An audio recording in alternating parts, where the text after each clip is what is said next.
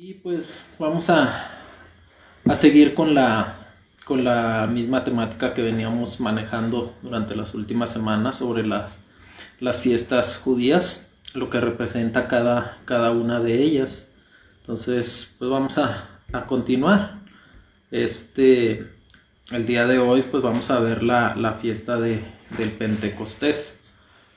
Ok, hermanos, entonces, pues vamos a iniciar con lo que les decía, la fiesta del Pentecostés. También se le conoce como la fiesta de las semanas. Primero vamos a recordar la secuencia que veníamos trayendo, por si alguno de otros o alguno que otro pues no recuerde, pues vamos a recordarla, ¿verdad? Entonces vimos primero lo que era la Pascua. Nos habla de Cristo, ¿verdad? Que Él fue nuestra Pascua, fue crucificado por nosotros. Después de ahí vimos lo que era la fiesta de los panes sin levadura, que significaba pues compartir las cosas de Cristo, teniendo compañerismo y comunión con Él. Tenemos también la fiesta de las primicias o los primeros frutos, que eso nos señalaban la resurrección de Cristo, los primeros frutos de la vida de entre los muertos, ¿verdad? Recordemos que Él fue la primicia de la resurrección, que fue el primero que resucitó de los muertos. Entonces ahora vamos a llegar a lo que es el Pentecostés, la fiesta del Pentecostés. Y esta es una de las segundas fiestas, según el calendario hebreo, de la segunda fiesta más importante. Entonces esta fiesta se encuentra como un eslabón de unión entre las fiestas de primavera y las fiestas de otoño.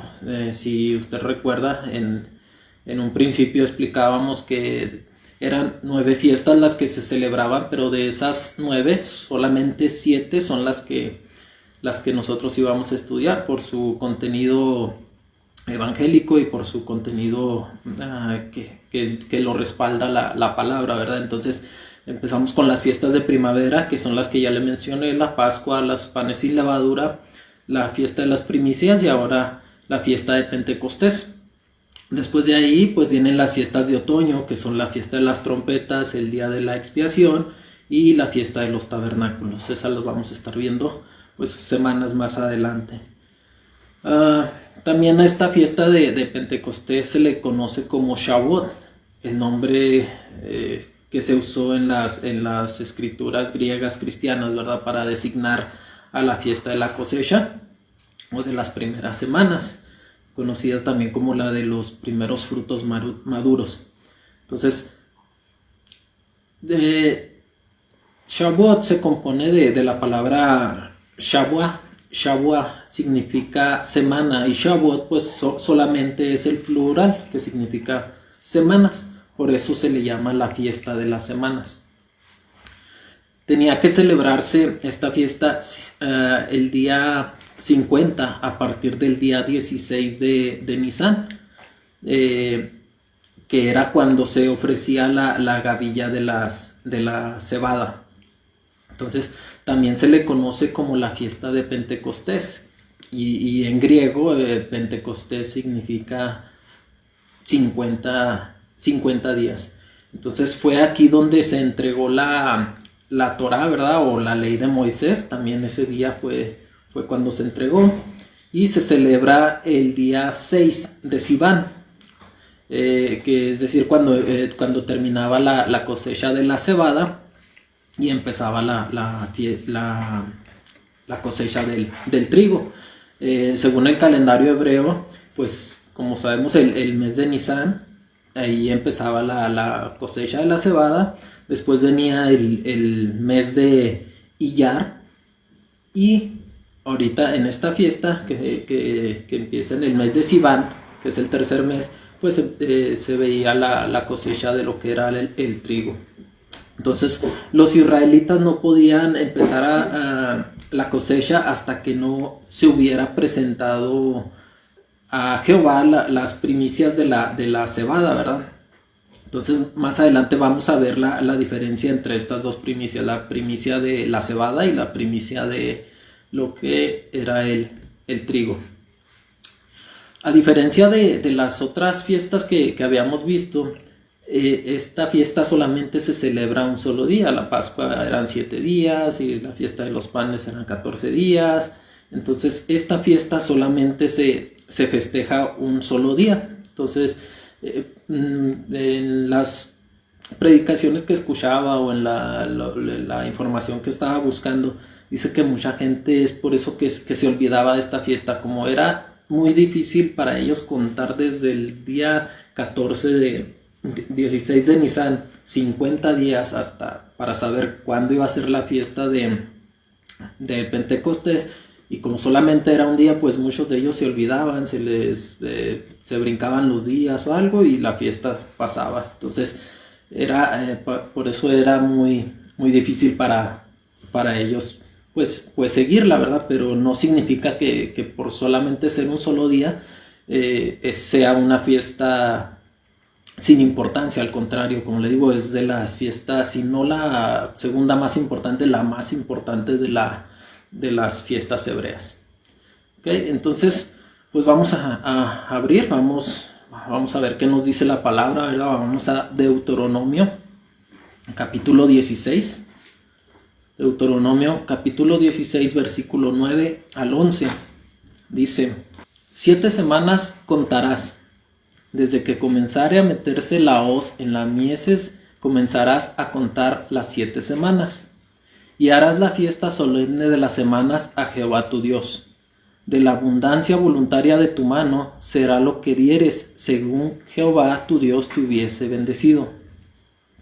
El versículo 11 dice: y te alegrarás delante de Jehová tu Dios, tú, tu hijo, tu hija, tu siervo, tu sierva, el levita que habitare en tus ciudades, y el extranjero, el huérfano y la viuda que estuvieren en medio de ti, en el lugar de Jehová tu Dios hubiese escogido para poner ahí su nombre.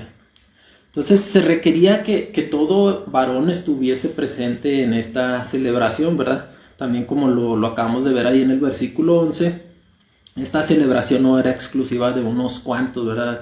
Debían participar todos los que habitaban en la casa, ¿verdad? Como lo dice ahí, tú, tu hijo, tu hija, tu siervo, tu sierva, todos debían de participar de esta fiesta. Mientras que la Pascua era algo más familiar, algo más íntimo, la fiesta de la cosecha o el Pentecostés era más abierta, más hospitalaria. Por eso se incluía a todo el pueblo. Entonces, también esta fiesta tenía que ver con el servicio de los sacrificios y también con la agricultura, como lo vimos ahorita en lo que le expliqué del calendario. Y era igual que la fiesta de las primicias, una celebración de gracia, ¿verdad? Por la cosecha, por todo lo que Dios les había dado. Entonces, las primicias de la cosecha del trigo recibían un trato distinto en las primicias de la cebada. Primero eran las primicias de la cebada y después las primicias del trigo. Esto es muy importante y pues vamos a aprender ahorita más acerca de esto que le menciono. Entonces vamos a ver un poco de lo que era el itinerario o la secuencia de esta fiesta. Dice que se cocían 2 décimas de efa de flor de harina. Entonces esa medida de 2 décimas de efa, ¿verdad? Era casi como 4 litros, lo que representa 4 litros, ¿verdad? Y con ella se hacían 2 panes. Entonces se hacían 2 panes con levadura y tenían que ser panes normales, ¿verdad? Lo que significaba que eran panes de los que se hacían para uso cotidiano en el hogar, no necesariamente tenían que ser para fines sagrados o para un sacrificio, eran panes normales. Entonces, junto con estos dos panes, ¿verdad? También se presentaban dos holocaustos, y los holocaustos eran ofrendas que se quemaban en su totalidad. Quiere decir que si tú ofrendabas un becerro, un cordero o algo, estos debían ser consumidos en su totalidad por el fuego. Entonces, eran los 2 panes y eran los 2 holocaustos o 2 ofrendas. Una ofrenda era por la culpa y otra se ofrecían 2 corderos como ofrenda de comunión.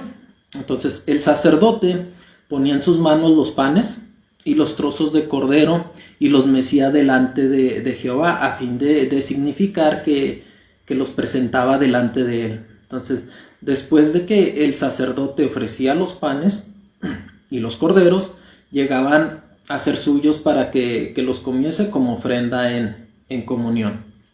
Entonces, al atardecer, unos toques de trompeta anunciaban que el día o la hora de la celebración estaba cerca. Y esta acción de tocar trompeta, pues ya la hemos visto mucho en la Biblia, o la vamos a ver mucho en la Biblia y más en las próximas fiestas, y la vamos a ver en diferentes libros, ¿verdad?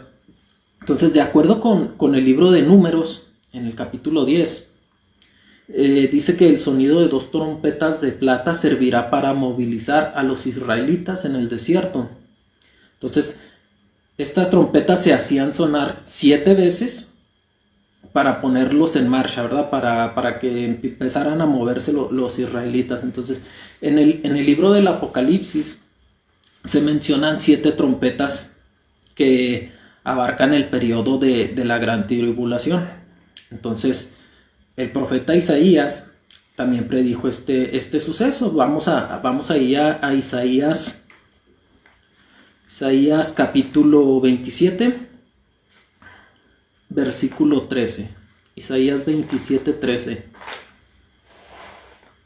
Dice: sucederá también en aquel día que se tocará una gran trompeta, y los que perecían en la tierra de Asiria y los desterrados en la tierra de Egipto vendrán y adorarán al Señor en el monte santo de Jerusalén. Entonces, como le digo, aquí esto ya lo estaba prediciendo Isaías, y también también se menciona algo relacionado en Mateo 24, versículo 31. Ese se lo leo, dice: y él enviará a sus ángeles con una gran trompeta y reunirán a sus escogidos de los 4 puntos cardinales, desde un extremo de los cielos hasta el otro. Entonces, las trompetas estarán igualmente relacionadas con el juicio final en el Apocalipsis, ¿verdad? Esto lo vamos a ver, como le digo, más adelante en las fiestas que nos faltan por estudiar. ¿Sí? Entonces, bueno, seguimos. Después de esto, el altar de los holocaustos se limpiaba. Las puertas del templo se abrían inmediatamente después de la medianoche para los sacerdotes y también para quienes llevaban al patio los sacrificios, en este caso los que se iban a consumir en los holocaustos, ¿verdad? Y las ofrendas de gracia para que los sacerdotes los examinaran. Esto quiere decir que se pasaban toda la noche examinando cada uno de los sacrificios y que no llevaran o sea, que estuvieran en perfecto estado, que no estuvieran mancos ni cojos, ni les faltara nada, que fuera un sacrificio perfecto, ¿verdad? Y estos debían estar listos en la mañana. Entonces, después de ofrecer el sacrificio matutino, se llevaban los sacrificios de expiación para eliminar el pecado y la culpa mencionados en Números capítulo 28, versículo 30. Entonces, luego, después de la ofrenda propia del Pentecostés, que eran los panes mecidos y los sacrificios de los animales. Entonces, una vez mecidos los panes, el sumo sacerdote tomaba uno de los panes y dividía el segundo de los panes entre los sacerdotes que oficiaban los sacrificios. Entonces, a grandes rasgos, esto era el procedimiento, ¿verdad?, para realizar las fiestas de las semanas. Entonces, ahora veremos las instrucciones sobre la fiesta y el significado, ¿verdad? Ahora sí nos vamos a ir ahí a Levítico capítulo 23, versículos 15 al 21. Vamos a estar leyendo y dando ahí un poquito de lo que significa cada pasaje. Dice Levítico 23:15: y contaréis desde el día que sigue al día de reposo, desde el día en que ofrecisteis la gavilla de la ofrenda mecida, 7 semanas cumplidas serán. Hasta el día siguiente del séptimo día de reposo contaréis 50 días. Entonces ofreceréis el nuevo grano a Jehová. Esta fiesta siempre caía el primer día de la semana. Contaban 7 sábados, o sea, 7 semanas, y 7 por 7, pues sabemos que son 49. Entonces, el día 50, que era el día después del séptimo sábado, que el primer día de la semana, ese día era Pentecostés. Se cumplían 50 días después de la presentación al Señor de la gavilla mecida en las primicias, que ya lo mencionamos ahorita, las primicias de la cebada. En el versículo 17 dice: de vuestras habitaciones traeréis 2 panes para ofrenda mecida, que serán de 2 décimas de efa de flor de harina, cocidos con levadura, como primicias para Jehová. Entonces, como lo explicábamos ahorita, y ya habíamos dicho también, que la levadura representaba el pecado y que no debía estar presente en las ofrendas. Pero pues aquí es la excepción.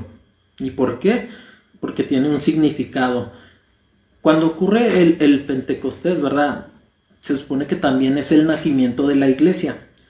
Entonces, lo que quiere decir que el mal o el pecado también va a estar presente en la iglesia, ¿verdad? Entonces, por tal motivo, la levadura estaba incluida en esta ofrenda. Y esto habla, pues, que el mal, pues, ha estado en ella desde que se creó, y el Señor lo supo mucho antes de que la iglesia siquiera existiera. Entonces, ese es el motivo por lo cual se presentan los panes ya elaborados con trigo, pero con levadura, que significa que es el nacimiento de la iglesia, pero sabemos que dentro de la iglesia va a haber maldad, va a haber pecado. Seguimos leyendo ahí en el versículo 18. Dice: y ofreceréis con el pan 7 corderos de 1 año, sin defecto, 1 becerro de la vacada y 2 carneros. Serán holocausto a Jehová con su ofrenda y sus libaciones, ofrenda encendida de olor grato para Jehová. Ofreceréis además 1 macho cabrío por expiación y 2 corderos de 1 año en sacrificio de ofrenda de paz. Y el sacerdote los presentará como ofrenda mecida delante de Jehová, con el pan de las primicias y los 2 corderos serán cosa sagrada a Jehová para el sacerdote. En esta ocasión se debían presentar todas las ofrendas. Aquí lo vemos, ¿verdad? Eran becerros, eran corderos, carneros. Entonces, todas estas ofrendas, pues era de lo que Dios les había dado, ¿verdad? Todo con lo que Dios los había bendecido. Entonces, todo esto es todo lo que Cristo es y todo lo que Él había hecho por ellos. Entonces, los creyentes podían recurrir a Él para todo, ¿verdad? En primer lugar, nosotros podemos recurrir a Dios para recibir la salvación, y luego podremos venir a Él para recibir ayuda, misericordia y consuelo, ¿verdad? Entonces puedes venir a Él ante todas las situaciones de la vida. Entonces, en esta ocasión se hacían todas estas ofrendas, pues, para agradecer todo lo que Él había hecho en este caso, por los israelitas, ¿verdad? Entonces, así como nosotros debemos presentarnos ante Él para agradecerle todo lo que nos ha dado. Ahí en el versículo 21, vamos a continuar, dice: y convocaréis en este mismo día santa convocación. Ningún trabajo de siervos haréis. Estatuto perpetuo en donde quiera que habitéis por nuestras generaciones. Entonces, como leímos, este era un día de convocación santa, era un día sabático, un shabatón, era un sábado grande. Entonces, la fiesta del Pentecostés se celebraba al finalizar la cosecha de la cebada, y era una ocasión de gozo, ¿verdad? Como la ofrenda de comunión que se presentaba a la congregación, y se le daba al sacerdote. Entonces también esta ofrenda se mostraba que para representar que había una relación pacífica con Jehová. También ese era uno de los significados de esa ofrenda. Entonces, al mismo tiempo, la ofrenda por el pecado, recuerde que eran dos ofrendas. La ofrenda del pecado le recordaba a los israelitas, valga la redundancia, el pecado, ¿verdad? Y era una petición para que Dios perdonara y borrara todas sus culpas. Entonces, el gran holocausto, así se le llama también a esta festividad por todos los sacrificios que se hacían, era una expresión de gratitud hacia Dios, ¿verdad? A su generosidad y a decirle, ¿verdad? Que estaban al servicio de Él. Entonces, eso es básicamente a lo que se refería. Entonces, después de todo esto, de todos estos pasajes que vimos, ¿verdad? Hasta el versículo 21, Jehová también nos da otra instrucción en el versículo 22. Ahí en el versículo 22 dice: cuando segareis la mies de vuestra tierra, no segareis hasta el último rincón de ella, ni espigarás tu siega, para el pobre y para el extranjero lo dejarás, yo Jehová vuestro Dios. Entonces, aquí, ¿qué les está diciendo? Que no van a cegar todo lo que la cosecha, ¿verdad? Deben de dejar algo para lo que es el extranjero y para el pobre. Entonces, sabemos nosotros que hemos sido salvados por gracia, pero debemos hacer llegar también la palabra de Dios a las personas y serles de ayuda. Debemos estar dispuestos a alimentar a la gente, a identificarnos con ellos en su necesidad. Pero además debemos presentarles el mensaje del Evangelio para que reciban también el alimento espiritual que su alma necesita, ¿verdad? Entonces a esto se refiere con este pasaje, que debemos de compartir con ellos lo que se nos ha dado por gracia, ¿verdad? Entonces, estas son las instrucciones que deja Dios en la palabra, ¿verdad? Que es algo del significado de cada pasaje que leímos. Y ahora vamos a ver el significado o el simbólico de esta fiesta, ¿verdad? Lo que representa esta fiesta en el Nuevo Testamento y también algunas referencias que podemos encontrar en la Biblia. Como ya lo decíamos, el Pentecostés señala el comienzo de la iglesia. Entonces, Jesús había resucitado el día 16 de Nisan durante la fiesta de los panes sin levadura, el día en que el sumo sacerdote ofrecía la gavilla de cebada. 50 días después se celebraba la fiesta de las semanas o Shavuot. Igual, 50 días después de la resurrección de Jesús fue derramado el Espíritu Santo. Esa es la primera relación que tenemos de la fiesta de las semanas con el Nuevo Testamento. Entonces, aquí pues nos estamos dando cuenta que Dios sigue actuando de acuerdo a su calendario, ¿verdad? Y es puntual, Él no se retrasa. Entonces, el Pentecostés del Antiguo Testamento se inició de una manera poderosa. Vamos ahí a Éxodo capítulo 19. Éxodo 19, versículo 16.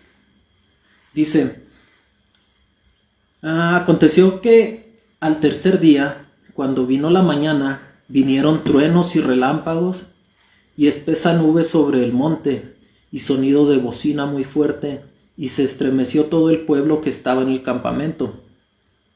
Y Moisés sacó del campamento al pueblo para recibir a Dios, y se detuvieron al pie del monte. Todo el monte Sinaí humeaba, porque Jehová había descendido sobre él en fuego, y el humo subía como el humo de un horno, y todo el monte se estremecía de gran manera. Entonces, también en el Nuevo Testamento se inició con una muestra de gran poder, ¿verdad? Vámonos ahí a Hechos 2, versículo 1 y 2, y vamos a ver que es muy similar a lo que nos habla ahí en Éxodo. Dice: cuando llegó el día de Pentecostés, estaban todos unánimes juntos, y de repente vino del cielo un estruendo como de un viento recio que soplaba, el cual llenó toda la casa donde estaban sentados.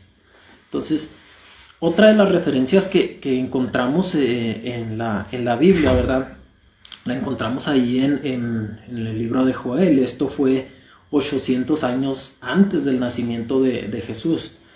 En Joel capítulo 2, ahí si gusta yo se lo leo. Joel capítulo 2, versículo 28 al 32 dice, esto ya lo habían predicho, dice el versículo 28, y después de esto derramaré mi espíritu sobre toda carne, y profetizarán vuestros hijos y vuestras hijas. Vuestros ancianos soñarán sueños, y vuestros jóvenes verán visiones. Y también sobre los siervos y sobre las siervas derramaré mi espíritu en aquellos días. Y daré prodigios en el cielo y en la tierra, sangre y fuego y columnas de humo. El sol se convertirá en tinieblas y la luna en sangre antes que venga el día grande y espantoso de Jehová. Y todo aquel que invocare el nombre de Jehová será salvo, porque el monte de Sión y en Jerusalén habrá salvación, como ha dicho Jehová, y entre el remanente al cual él habrá llamado. Entonces, la llegada del Pentecostés, como lo habíamos dicho, significa el cumplimiento de la fiesta de Éxodo, ¿verdad? Expuesta ahí en Éxodo, y indicaba la venida del Espíritu Santo para bautizar a los creyentes, uniéndolos al cuerpo de Cristo. Amén. Entonces, también otra de las referencias en el Pentecostés del año 33, esto es ya en el Nuevo Testamento, Jesús derramó el Espíritu Santo sobre unos 120 discípulos reunidos en un cuarto superior en Jerusalén, ¿verdad? Y lo menciona en Hechos capítulo 1. Si gusta, vamos allá a Hechos capítulo 1, versículo 13 al 15. Aquí vamos a ver esto que nos está diciendo.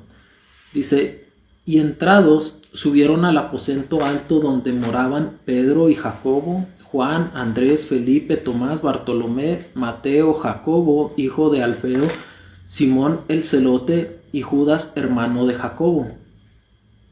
Todos estos perseveraban unánimes en oración y ruego con las mujeres, y con María, la madre de Jesús, y con sus hermanos.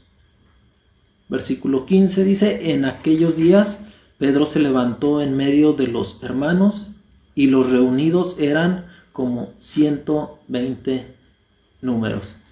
Entonces, aquí nos está diciendo, aquí todavía no llegaban, nos está diciendo cuánta gente había en ese momento y quiénes eran los que se encontraban ahí.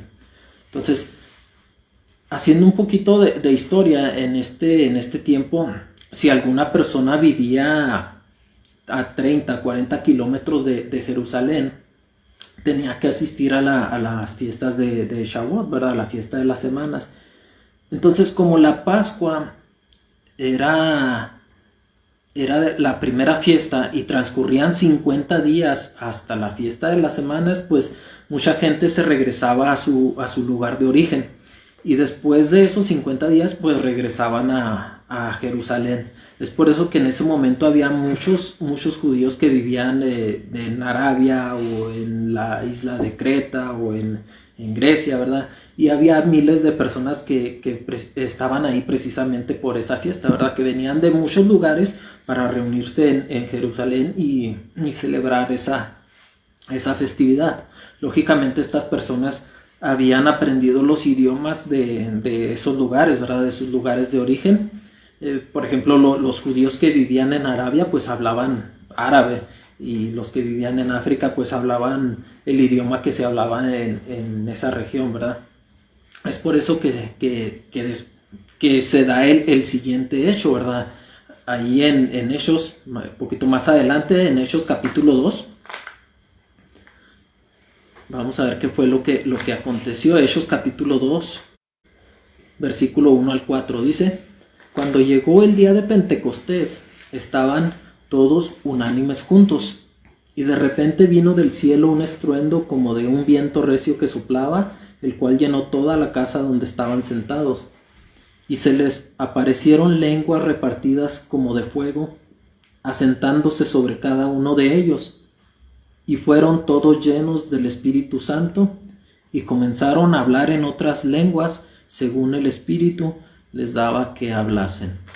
Entonces, se dice que lo que pasó en ese lugar, ¿verdad? Ese día, fue algo pues maravilloso, ¿verdad? Los que estaban ahí no podían creer que entendían el mensaje que estaban dando, ¿verdad? Los que hablaban árabe entendían el mensaje, los que hablaban griego también entendían el mensaje en griego, todos entendían perfectamente el mensaje y las maravillas que Dios había hecho y las maravillas que Dios tenía para cada uno de ellos.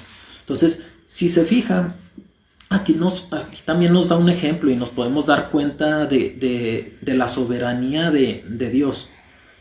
Si recuerda, en un principio, ahí en el libro de Génesis, Dios confundió las lenguas de los habitantes de Sinar. Ellos eran los descendientes de los hijos de Noé. Entonces, ellos construyeron una torre, la torre de Babel, ¿verdad? Mostrando una actitud de rebelión contra Dios. Entonces, el día de Pentecostés, Dios estaba presentando su respuesta a la torre de Babel. Ese día Dios confundió los lenguajes de todos los que estaban reunidos ahí en Sinar, para que ninguno entendiese lo que otro decía. Entonces, esa fue la respuesta el día de Pentecostés. Esa fue la respuesta a la torre de Babel, ¿verdad? Les estaba diciendo a la humanidad, o igual le está diciendo aún a la humanidad, ¿sabes? Yo tengo un evangelio, tengo un mensaje para ti, y vengo a ti con ese evangelio, y pues lo tiene para cada quien en su propio idioma. Entonces, eso desde ese entonces hasta nuestros días, pues sabemos que la palabra de Dios ha sido transcrita, ha sido traducida a diferentes idiomas, a diferentes dialectos, en diferentes escrituras, y todo esto con el mismo propósito, ¿verdad? Saber o entender el mensaje que Dios tiene para cada uno de nosotros, independientemente la nacionalidad que tenga cada uno de nosotros. Entonces, también en el Pentecostés, ¿verdad? En calidad de sumo sacerdote, Jesús pudo presentar a su Padre a sus nuevos hijos espirituales, a sus seguidores que habían sido tomados de entre la humanidad, ¿verdad? De entre toda la humanidad pecaminosa. Pues él los tomó y los presentó ante su Padre, y en un sacrificio que se hizo. Entonces, el derramamiento del Espíritu Santo demostró que Dios había aceptado el sacrificio humano de Jesús, ¿verdad? Esa era la muestra de Dios, para que se dieran cuenta que Él había aceptado ese sacrificio. Entonces, también la presentación que habían hecho sus discípulos para ser hijos de Dios, aunque estos sabemos y como cada uno de nosotros somos pecadores, pero aún así Dios aceptó a cada uno de nosotros por el sacrificio que Jesús hizo delante de Dios, que es lo mismo que hace el sacerdote. Mece la ofrenda a Dios para que sea reconocida delante de Él. Entonces, en la fiesta del Pentecostés también se presentan, como veíamos, los dos panes de las primicias del grano, ¿verdad? Esto indica que los futuros seguidores, después de todo esto que vimos ahí en Pentecostés, cuando bajó el Espíritu Santo, esto nos indica que los futuros seguidores de Jesús van a proceder de dos grupos terrestres diferentes. El primero, pues ya lo sabemos, los judíos naturales circuncisos, y el segundo, pues van a ser los gentiles, gentes de todas las demás naciones, tal como lo dice ahí en Efesios capítulo 2. Se lo voy a leer de la Nueva Traducción Viviente. Efesios capítulo 2, versículo 11 al 18. Dice: no olviden que ustedes, los gentiles, antes estaban excluidos, eran llamados paganos incircuncisos por los judíos, quienes estaban orgullosos de la circuncisión, aun cuando esa práctica solo afectaba su cuerpo, no su corazón. En esos tiempos ustedes vivían apartados de Cristo, no se les permitía ser ciudadanos de Israel y no conocían las promesas del pacto que Dios había hecho con ellos. Ustedes vivían en este mundo sin Dios y sin esperanza, pero ahora han sido unidos a Cristo Jesús. Antes estaban muy lejos de Dios, pero ahora fueron acercados por medio de la sangre de Cristo. Pues Cristo mismo nos ha traído la paz. Él unió a judíos y a gentiles en un solo pueblo. Por medio de su cuerpo en la cruz, derribó el muro de hostilidad que nos separaba. Lo logró al poner fin al sistema de leyes, de mandamientos y ordenanzas. Hizo la paz entre judíos y gentiles al crear de los dos grupos un nuevo pueblo en él. Cristo reconcilió a ambos grupos con Dios en un solo cuerpo por medio de la muerte en la cruz, y la hostilidad que había entre nosotros quedó destruida. Cristo les trajo buenas noticias de paz, tanto a ustedes, gentiles, que estaban lejos de él, como los judíos que estaban cerca. Ahora todos podemos tener acceso al Padre por medio del Espíritu Santo, gracias a lo que hizo Cristo por nosotros. Entonces, así que no importa la nacionalidad que cada uno tenga, ya que Cristo murió por cada uno de nosotros, ¿verdad? Por todos nosotros. Entonces, también aquí nos enseña, ¿verdad?, que la tradición judía, volviendo al Éxodo, fue cuando Moisés recibió la ley, ¿verdad?, o la Torá, como se le llama. Entonces, a principios del tercer mes de Sivan, los israelitas se reunieron en Sinaí, y fue ahí donde recibieron la ley. Entonces, así como Moisés sirvió de mediador para introducir a Israel en el pacto de la nueva ley, también Jesús, como mediador de Israel, los introdujo en el nuevo pacto con Dios. Entonces Jesús habló de este pacto con sus discípulos la noche de su última Pascua, ¿verdad? Y justo antes de su ascensión, les indicó que esperasen en Jerusalén hasta recibir el prometido Espíritu Santo. Y él se los pudo haber dicho, ¿verdad? Permanezcan en Jerusalén hasta el día de Pentecostés para que se cumpla la promesa. Mas, sin embargo, no les dijo nada, no les dijo nada en específico, ¿verdad? Si hubieran tenido un poco de imaginación y lógica, los discípulos habrían podido calcular que lo prometido llegaría el día de Pentecostés. ¿Por qué? Porque pues ellos ya habían presenciado dos cosas que se habían cumplido en las fiestas anteriores, que fue la muerte de Jesús en la fiesta de Pascua, y también la resurrección de Jesús en el día de las primicias.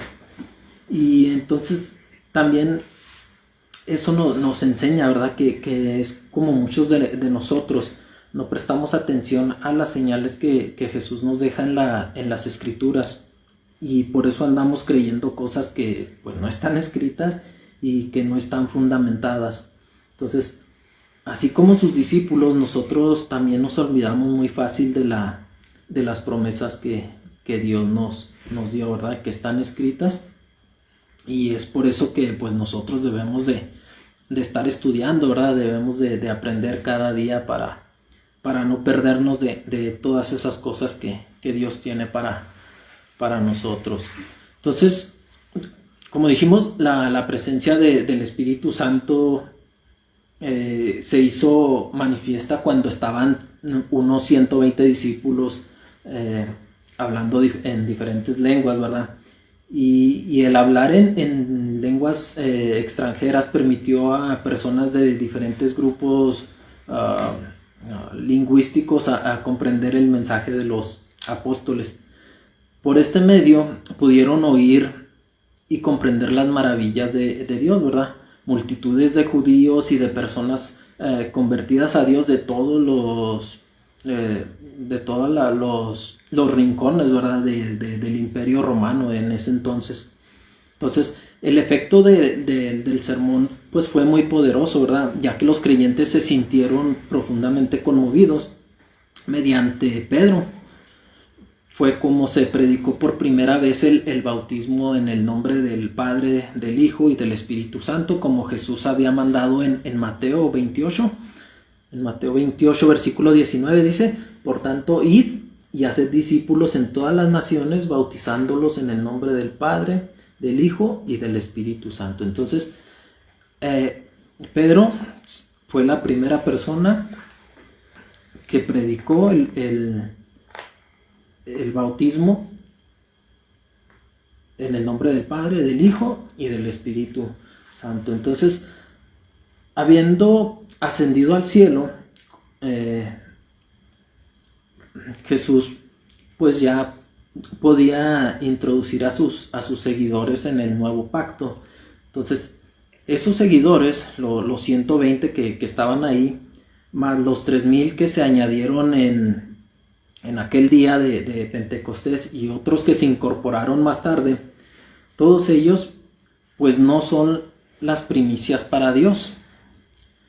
Y ahorita lo vamos a ver. La primicia fue Jesús, que resucitó el día 16 de Nisan en el año 33, cuando se mecían las gavillas de cebada. Y esto nos lo explica ahí la Biblia en 1 Corintios 15, 23. Dice: pero cada uno en su debido orden. Cristo, las primicias, luego los que son de Cristo en su venida. Entonces, en primer lugar es Cristo, y después de ahí todos los que somos de Cristo. Entonces, ese es el orden que nos maneja aquí. Entonces, la primicia es Cristo y después somos nosotros. Y espero no confundirlos, ¿verdad? Ahorita se los voy a explicar. Las fiestas de las primicias, o la primicia de la cebada, se celebra el día 16 de Aviv o de Nisan, que es cuando Cristo resucitó, que es la fiesta de las primicias. La fiesta de las primicias de la siega del trigo tiene lugar 7 semanas más tarde, que es cuando el trigo está listo. O sea, son las primicias de la cebada y son las primicias del trigo 7 semanas después.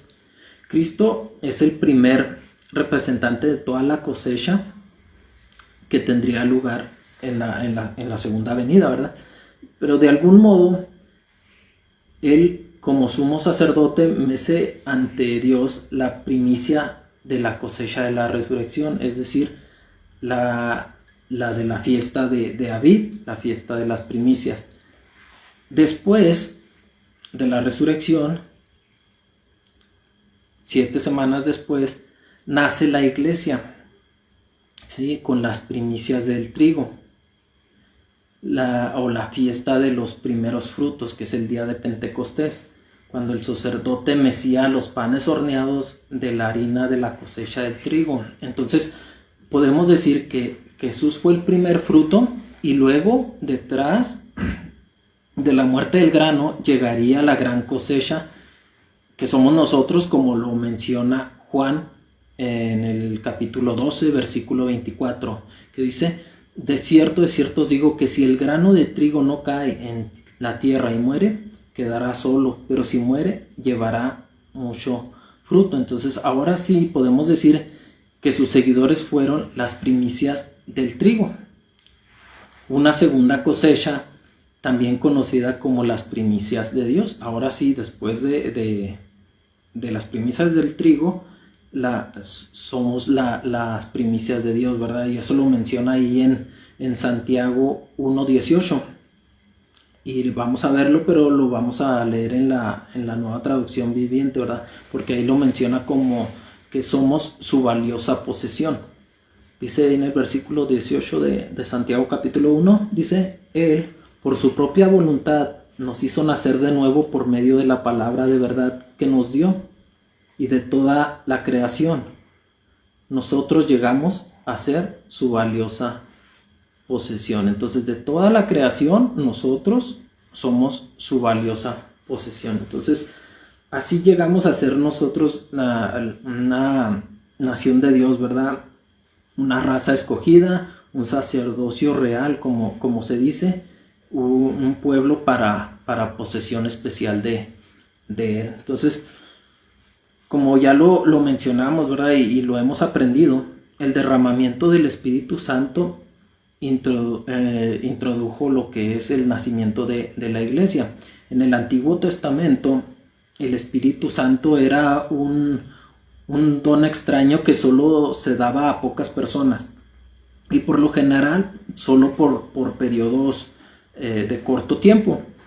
Por ejemplo, cuando Saúl fue ungido como rey de Israel, el Espíritu Santo vino sobre él, pero cuando Dios retiró su bendición de Saúl, el Espíritu Santo se alejó de él. Todo eso lo podemos ver ahí en Primera de Samuel. También el Espíritu Santo vino en momentos o temporadas específicas, ¿verdad? En la vida de Otoniel, de Gedeón y de Sansón.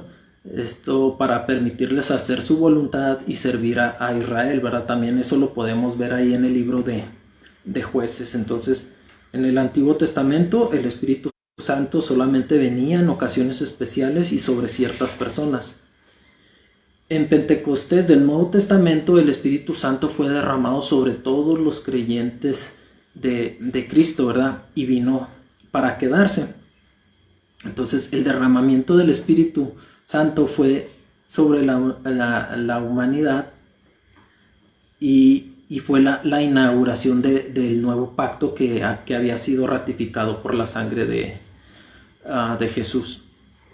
Entonces, de acuerdo a los términos de este nuevo pacto, cada creyente recibe el Espíritu Santo, ¿verdad? Como dice ahí Efesios 1, versículo 13, dice, en él también vosotros, habiendo oído la palabra de verdad, el evangelio de vuestra salvación, y habiendo creído en él, fuisteis sellados con el Espíritu Santo de la promesa.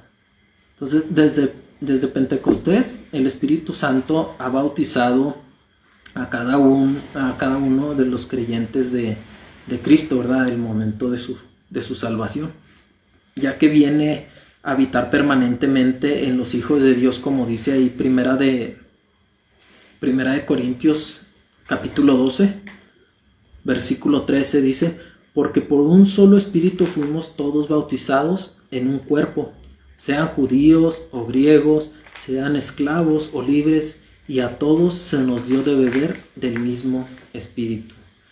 Entonces, si usted cree en Dios, si usted se arrepiente, el Espíritu Santo habita en usted y no se apartará jamás.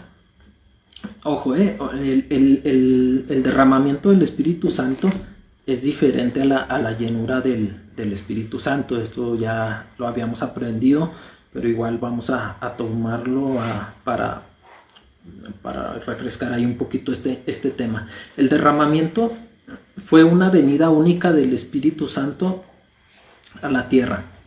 La llenura del Espíritu Santo ocurre cuando nos rendimos al control de Dios sobre nuestras vidas.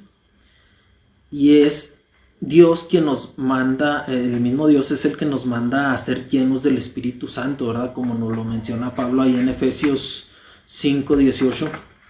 Dice: no os embriaguéis con vino, en lo cual hay disolución, antes bien sed llenos del Espíritu Santo. Entonces es posible que el creyente sea lleno del Espíritu o que también apague el Espíritu, ¿verdad? Recordemos que este ejemplo ya no lo ponía el pastor en las predicaciones donde vimos acerca sobre de la neumatología. El Espíritu Santo está en nosotros, pero también el pecado. Entonces nosotros decidimos si alimentamos el Espíritu leyendo la palabra, orando, apartándonos del pecado, etcétera, o también si lo queremos apagar, ¿verdad? Si no nos apartamos del pecado, o igual si seguimos haciendo cosas que nos distraen de las cosas para aprender más de Dios, pues todo eso, entonces estamos apagando el Espíritu, ¿verdad? Entonces la llenura del Espíritu Santo viene del resultado de la sumisión a la voluntad de Dios, y al apagar el Espíritu es el resultado de la rebelión contra la voluntad de Dios. Entonces, en cualquiera de los dos casos, el Espíritu Santo permanece con el creyente, a diferencia de como veíamos ahorita, ¿verdad?, en la época del Antiguo Testamento, en la que el Espíritu Santo iba y venía. Entonces, algunos algunas personas todavía buscan un derramamiento del Espíritu Santo sobre un grupo específico de personas en un lugar y en un tiempo determinado. Sin embargo, como ya lo hemos visto, pues no hay un apoyo bíblico para la repetición de ese evento, ¿verdad? Así como ocurrió en el Pentecostés. Anteriormente cantábamos cantos o canciones, ¿verdad?, que pedían que el Espíritu Santo venga, Espíritu Santo baja. La realidad es que Él ya ha venido sobre nosotros, y Él una vez que viene, pues no se va. Sí, entonces el derramamiento del Espíritu es una profecía cumplida que marcó el comienzo de la iglesia y el nuevo pacto que a todos los creyentes se les da por medio de Él, ¿verdad? Por medio del Espíritu Santo. Entonces el Pentecostés fue un cambio radical para las personas que estaban en ese lugar. Les abrió la mente, los capacitó espiritualmente, los transformó, para que todo lo que ellos habían aprendido lo pudieran poner en práctica. Y creo que eso es algo de lo que nosotros debemos hacer, ¿verdad? Algo que nosotros necesitamos el día de hoy. Entonces nosotros necesitamos también abrir la mente, necesitamos capacitarnos espiritualmente, necesitamos ser transformados. Y es por eso que debemos de pedir a Dios fortaleza, debemos de pedir sabiduría para estar listos y poder estar a la altura de lo que es un hijo de Dios, de lo que representa ser un seguidor de Jesús. Entonces, creo que esta fiesta, a pesar de que, como les digo, es de un solo día, es la fiesta más importante, o de las más importantes, porque pues creo que si no hubiera venido el Espíritu Santo, pues no estaríamos nosotros aquí, ¿verdad?, como seguidores de Jesús. Entonces espero que haya quedado un poco más claro a lo que se refiere esta fiesta y su semejanza en el Nuevo Testamento, ¿verdad? Y espero que también haya quedado algo de esto en cada uno de sus corazones. Y créanme que para mí sí ha sido de mucha bendición estar viendo estos temas, estar viendo cosas que uno cree que ya las había visto, pero ya comparándolos con el Antiguo y el Nuevo Testamento me queda mucho más claro, y creo que que vamos por buen camino. El chiste de esto es aprender más de Dios, aprender más de su palabra, y eso es lo que debemos de hacer.